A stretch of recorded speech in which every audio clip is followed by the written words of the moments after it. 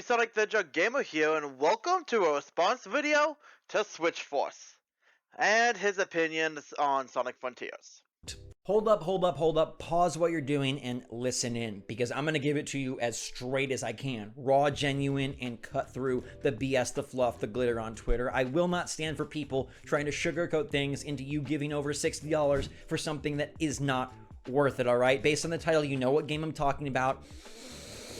This gets me worked up. What's going on, everybody? It's Zach from Switchforce. If you disagree, this is just my opinion. And there's nothing wrong with stating your opinion, especially if you want people to save the money. So honestly, this should be a very short video. Wait, this is how long? Alright, I'm being as truthful and honest as I can. I'm not doing that thing like, oh, let's hype the people up so that they watch the video. No. Okay? It's my opinion. Feel free to disagree. Convince me otherwise. Happy to hear it. People are mad at you because you don't like Sonic Frontiers.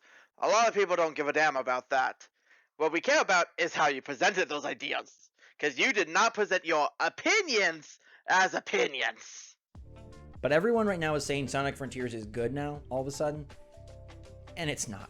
A new Gamescom trailer came out, a new Gamescom demo, and this game is still a disparate bunch of ideas thrown at an empty, open environment, open zone, and it has no clue what it's doing. I personally say it's a bit too early to judge that, considering while we do have a small demo of it, from what I've seen, everything looks up to par. Everything looks fine. So I'm curious why you think that. It's empty. Despite having a template laid out before it to exactly replicate, and they refused to do it. Oh yeah, a little game called Mario Bowser's Fury came out, and that is exactly what Sonic Frontier should be. Wait, what? Dude, you do know that Sonic Frontiers was in development before Bowser's Fury was released, yeah? A dense experience with land to cover, but challenges galore, enemies awesome, and a overall fightable character that radiates throughout the experience and is a foe that you know and feels good. Challenges, enemies, bosses? Sounds like an adventure! Although, I know he's trying to point at Bowser, but I'm gonna be honest, I don't think Bowser was all that compelling in Bowser's Fury, personally.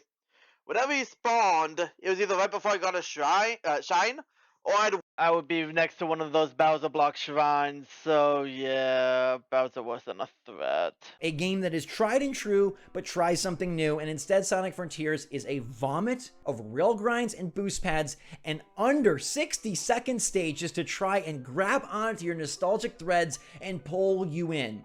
Okay, so first you went and said that it was empty. Now you're saying it's just a random boost pads and rail grinds. Okay, good to know you're consistent. But no, so something about the cyber stages, it being under 60 seconds.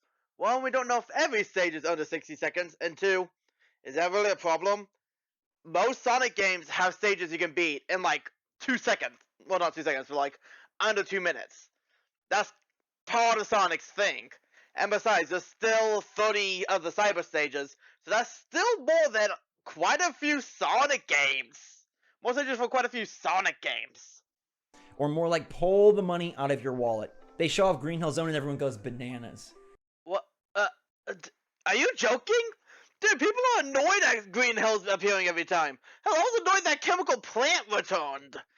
And it makes sense in terms of the story, because there's the cyber stages where basically going through Sonic's mind, memories and stuff.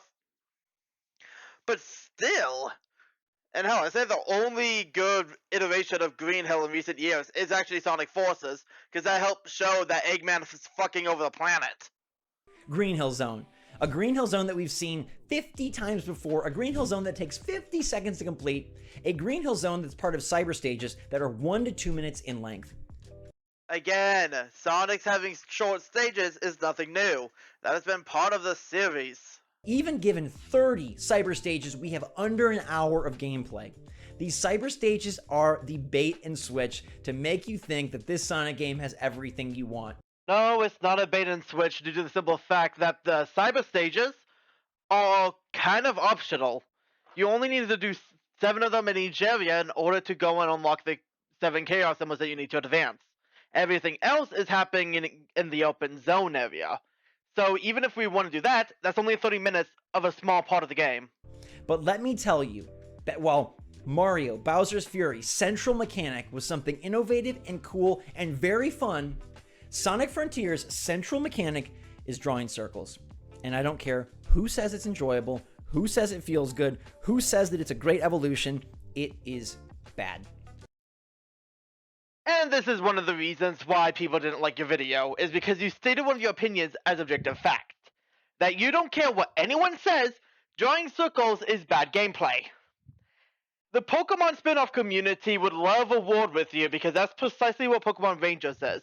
And besides, I think you're giving this a lot less. A common action in games, especially games like platformers like Sonic and Mario, is running around in circles. The reason to that is that you're already preemptively dodging attacks, and you could get yourself into better positions.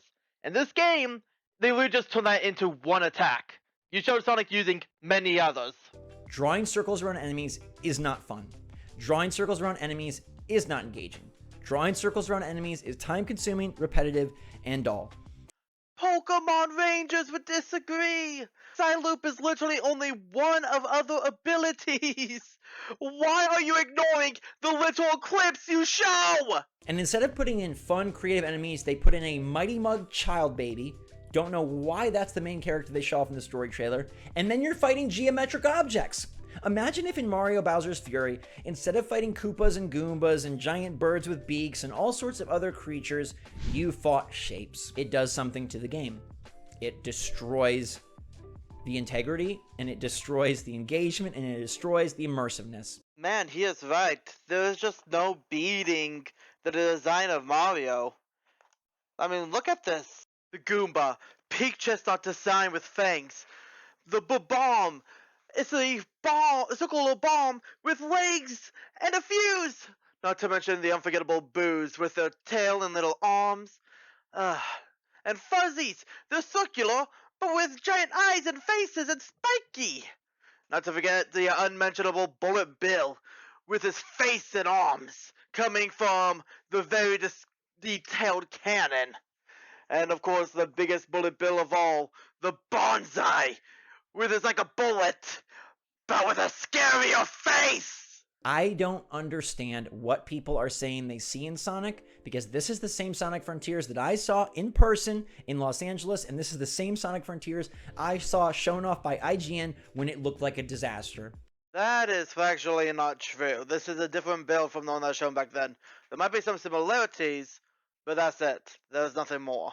And yes, they did throw together a nice quick cut trailer that indicated other environments, but those environments are still a random smorgasbord of grind rails and boost pads thrown aimlessly around, with the central mechanic being go around, draw circles. Are you really still on the drawing circles bit?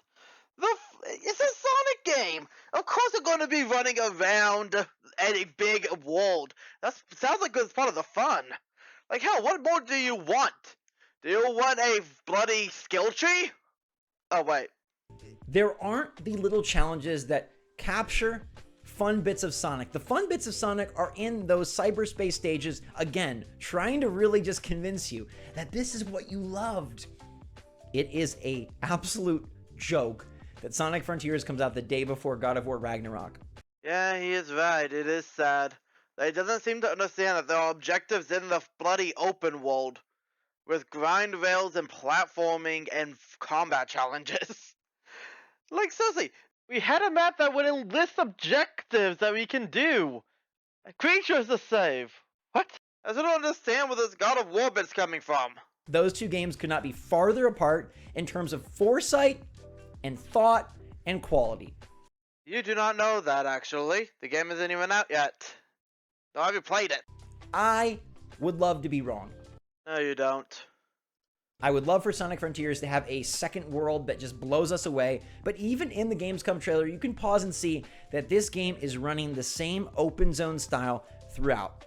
You act like they should go and change the entire system midway through. What the fuck? And Sega has said we don't understand it, fans don't get it, and now magically they do. My theory is that because there's a release date, this game is getting closer and people want to like it, they have to now convince themselves that it's pretty good before they fork over their $60, $70. It's a lot of money, and it's a lot of time and effort that went into making that money, and you gotta justify it to yourself. Wait, dude, no matter what you buy, you have to justify it to yourself. Doesn't matter if it's fucking Sonic Frontiers or God of War or Bowser's Fury. This game looks like they had no idea what they're doing, and the latest build, the Gamescom demo, 2 months before the game comes out, still has graphical issues and camera control problems, something that plagued the original reveal of the game back on IGN when the gameplay debuted. Pop-in galore, because it literally is random objects popped into a world. Do I have to repeat myself? He hasn't shown any examples. They did not have a clear vision on what they were doing. They did not look at Mario, Bowser's Fury, and say, we could do something similar. Why would they? Sonic's a different type of game than Mario. It's a different moveset, a different speed. Now, you can argue that Sonic is a different type of game than Mario. It's a different moveset. It's a different speed. Oh shit, he got me out. But I've even seen people say, in their positive impressions, that Sonic has to slow down to approach these different challenges. Nice argument, Senator. Why don't you back it up with a source? My source is that I made it the fuck up. Now, these aren't interesting, engaging, named challenges like we saw throughout Mario, utilizing different parts of his moves and utilizing all sorts of other elements from past and present Mario games to formulate a new creative idea, taking advantage of a semi-open world, if you will, an open zone done by Nintendo. We have the homing attack, the drop dash, the grind rails, the boost pads, boosting. We even have a super boost form. We have the side loop now. We have a lot of Sonic's old moveset, and quite a few new ones.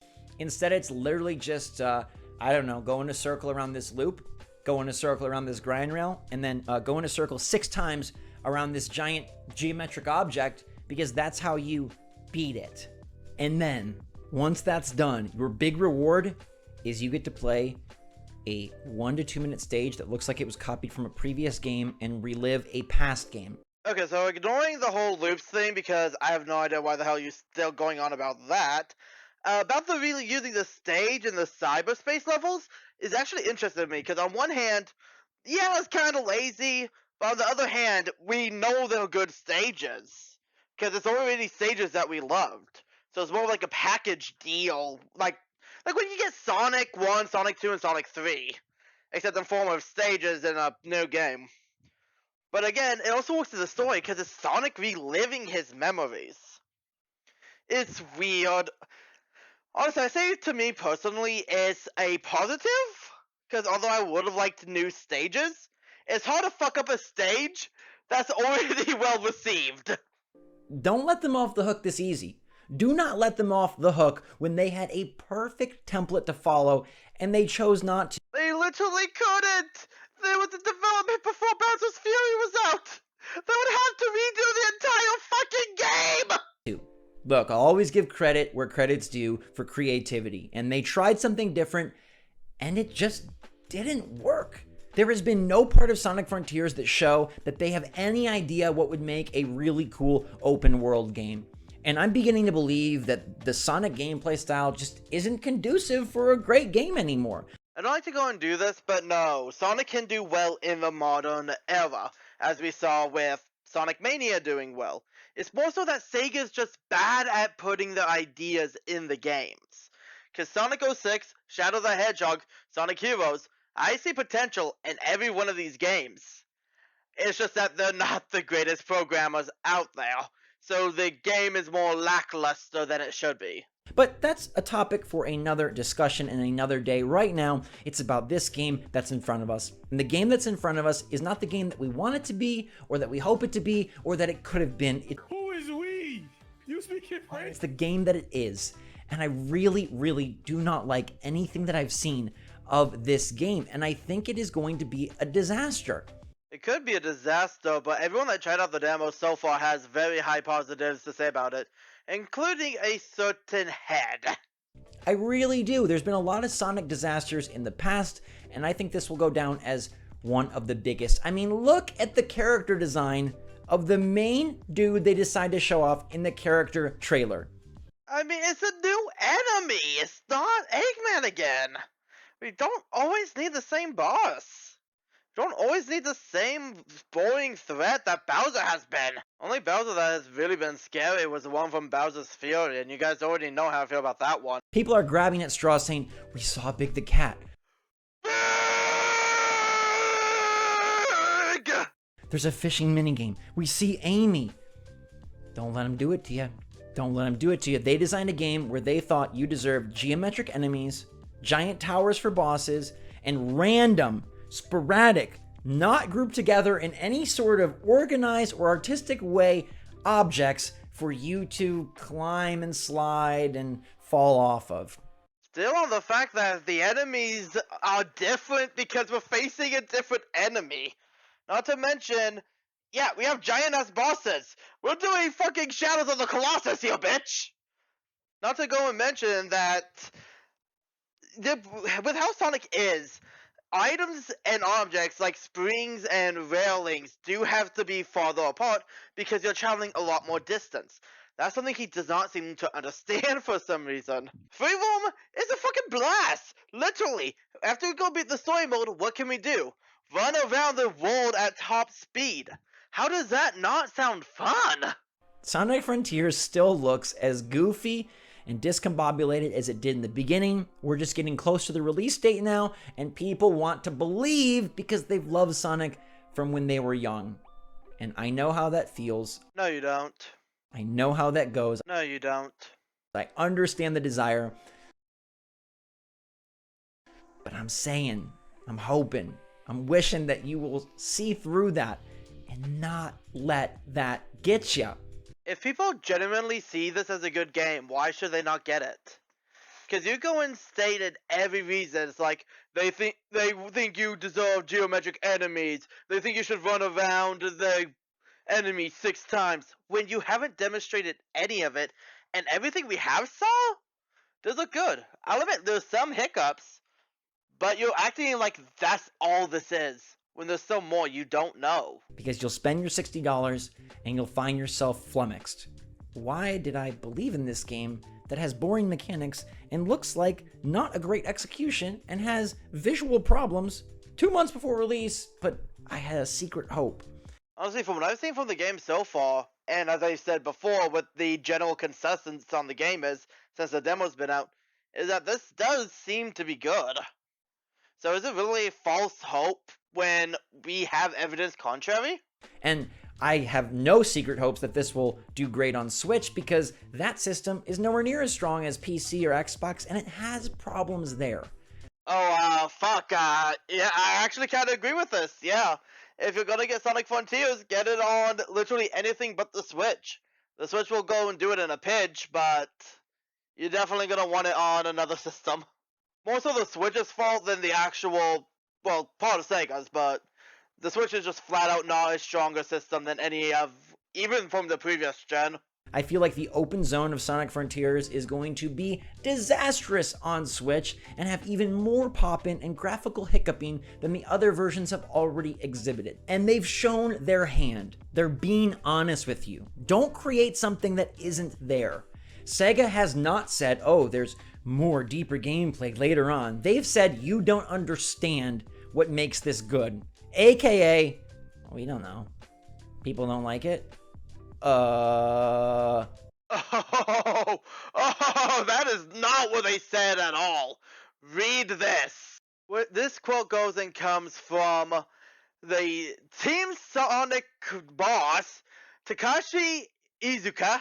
I had to go and remember how to say that. And it reads, it's not really that surprising. We do realize everyone is just kind of reacting to the videos that they saw, and because they don't understand what this new gameplay is, they're kind of comparing it to other games that they already know. So we do see a lot of people saying, oh, it's kind of like this, it's kind of like that, but it's not like this, it's not like that. And really, the team is going out and creating this new game format for Sonic, and we're calling it an open zone format. And this new game system itself is something that doesn't really exist in any other comparable titles. So we really hope that from here until launch, we can really explain what an open zone gameplay is. So more or less, games that you know aren't similar to the game that we are making. Therefore, what you think it is may very well not be what the game actually is. Then this came out in June, well before Switchforce's own video came out, and I used what he quoted to find this quote. That's kind of damning in my opinion, that he is just full of shit. That's where they are. That's effectively what they're saying to you, and I'd love to be wrong. I'd love for this game to come out and blow us away, but I hate the idea that people will get swept up into the typical YouTube pattern where as a game approaches release, creators get all excited and fans get all hyped, and they want to believe that everything is the greatest thing ever because saying it's the greatest thing ever is the good thing to do on Twitter these days. Yeah, I will admit there is a problem in modern society where we hype things up closer to release when it may not be worth it. It's a thing that you need to be mindful of in everything, not just Sonic Frontiers though. And so I just want you to hear my honest opinion. I've been accused before of being like a fanboy that won't say anything bad about games, anything bad about Switch. I'm such a positive guy, and I normally am. You know, that goes and just kind of makes you sound like a Nintendo fanboy. Well, really, if it's all Nintendo, it's fine. If it is anything else, you go and view it with a bit more scrutiny, like with Sonic here. I'm sorry, but your bias is heavily showing. But my positivity here is directed to saving you money from a game that looks antiquated, out of date, and completely, absolutely clueless. Sonic Frontiers is about drawing circles around geometric objects, and that's all you need to know. Ooh, I like this game. Let's see. Mario is just a game when you're running around jumping on chestnuts. That's all there is to the game. When I go say like that, it sounds very dishonest, doesn't it? Because it is. Thank you for listening to this TED Talk. Feel free to disagree, feel free to prove me wrong, but you can hear it.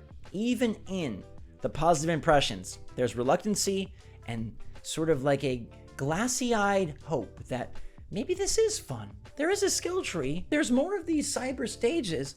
I'm sure this game will end up being a great new vision for Sonic. I don't even know what to say. But how many times have we said that? How many Sonic games have we wished to be the bold new turn for the franchise? And what was the actual bold turn for the franchise? Sonic Mania, a game that went back. And why do you think the cyber stages that they're now throwing at you to lure you in are like that? Like that in what way? The Sonic Mania is completely 2D. The cyber stages are 2.5 and 3D. And even then, last time I checked, Sonic Mania didn't reuse level layout. They reel you in with what worked way back when, and what in some cases still works today. But they have no idea how to take this game into the next generation, into a new era, into a modern gameplay style. And they may never. Sonic may just not lend itself to that type of progression. Sonic has a lot of kinks to work on, that it much is true. But here's the thing though, you're not giving them a chance. You're really not. If this is how you say everything, the fact that your subjectiveness is being treated like a cold hard fact, you're not giving them a chance. Your bias is huge because you're a Nintendo fan, obsessed with its branding. But Sonic Frontiers, it ain't it. And I just wanted to get that off my chest and let you know. Thank you so much for watching. Sorry to put it to you so bluntly, but it had to be said. And hopefully you can understand that I'm just trying to be authentic with you, and I'm open to hearing other opinions. It's just my opinion, but I don't want you to get hoodwinked. You do not care about other people's opinions. You only care about those of Nintendo. And I have proof of this. By the way, this is another one of his videos where he talks about some recent Nintendo Switch news, so this is a completely different video, so if things seem a bit different, that's why. About you, which is that Sakurai plus Sega. Sakurai plus Sonic. This is the mind-melting moment I've been waiting for, and you've been waiting for. One of the greatest minds in video gaming, who has a YouTube channel that's now bigger than mine. He's a genius. He makes Smash Bros. He knows games.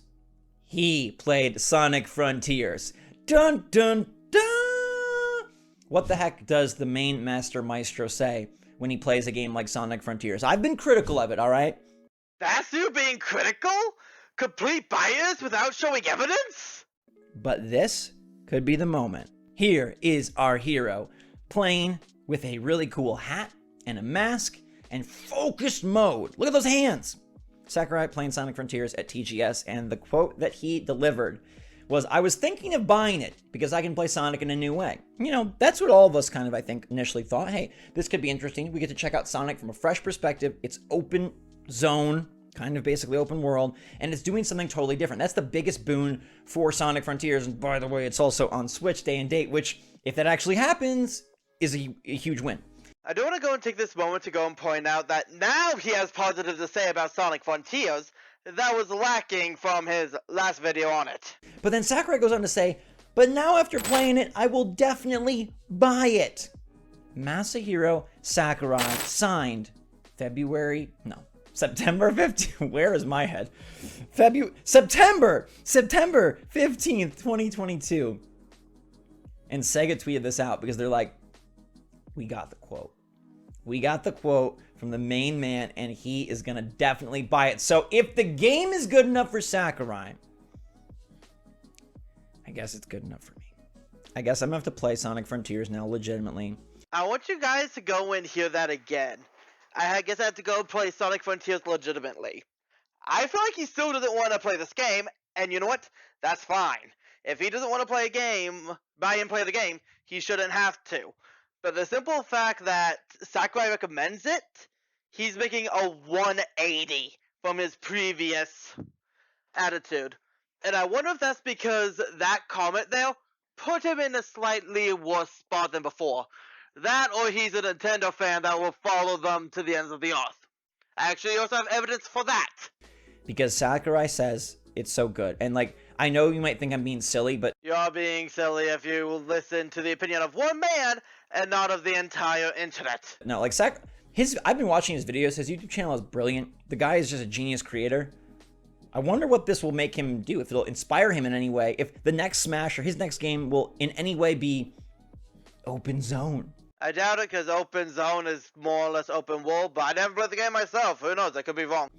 But alright, fine. If Sakurai wants to play it and is going to buy it, I guess we'll play it and buy it. And I'm just excited to see a major developer out there testing out other games. I think that's just so nifty. Like, on top of it being Sonic Frontiers and me and Sonic and Sakurai and Nintendo, like, the fact that this is a game dev checking out another game and just really being in the industry, like, I love seeing that he's really into it. You get that sense from certain developers and certain crucial figures like Sakurai, and it's just really neat to see. It really makes you feel like this is a unified community, and it's not just so independent and set in your individual cone zones. Like, people can branch out and try open zone. What do you think? You think Sakurai, should we trust him? Should I trust him? If he says he's definitely buying it after playing it, here's my 60, Sega. Here's my 60. I just kept the last of that in there more so just for context, because we have another video here on his video about how to deal with haters. Because there's something specific I want to mention here. Don't like that I thought Sonic Frontiers looked crappy, and what sparked a new thing was I said that Sakurai appreciating the game and saying he was going to buy it made me want to give it a go. Like, if it's good for Sakurai, it's good for me. Now, obviously, that's kind of a silly statement, even though if Sakurai told me to go jump in the pool right now with my clothes on, I mean, it's Sakurai. You got to do it. If Sakurai said to dump this curry chicken salad on my... Anyhow. I know it's off topic and probably a joke, but this is what I was referring to when I said evidence that he's honestly just a Nintendo fan that will just listen to everything. If you're getting this mad at me over me slightly changing my thoughts on Sonic Frontiers, that's... you might not be having a great day. You might not be having a great month. You may not be having a great year. So I have empathy and just a little bit of concern. Like, okay, this person's clearly going through something for them to react this angrily. And I really just try to think, would it benefit them if I called them out? Would it benefit them if I said, shut up? Would it benefit them? No, it wouldn't. This person needs and wants probably some sort of positivity. Maybe not from me, but from somebody in their life. They need a little boost. And so me bringing them down further, again, it just spirals the situation. So I try to really think from their perspective. They might be struggling. They might be suffering. They might be having a hard time. Okay, that's enough of that. I do recommend go watching the full video on this one, because I actually do agree quite a bit on what he says in that one. Honestly, this whole bad day, need a bit of positivity, I kinda get. But the reason why I want to go and mention this and bring it into this video is because not once in this video, which I know it's about haters, but the fact he was like, oh yeah, when I made about my opinions on Sonic Frontiers and how I changed my mind when Sakurai said he'll buy it, not once did criticism leave his mouth. Not once did he talk about any of his critics. And that's because he tried to lump them in with haters. Go check out his own video. Go read the comments. And it will go inside with, he's not listening to the critics. It literally took a high-up of Nintendo for him to even listen. And that's why I honestly don't think he is genuine with his opinion. I mean, I do think he's genuine with his opinion, but I mean, like, I don't think he just actually gave it the fair honesty he needed to. But no, this has been bothering me, and I decided, hey, a response video could be fun, so that's why this is here. But that's all for this time. This is Restarting the Jug Gamer. Hope you enjoyed the series so far, and hope to see all you guys again next time. See you guys then.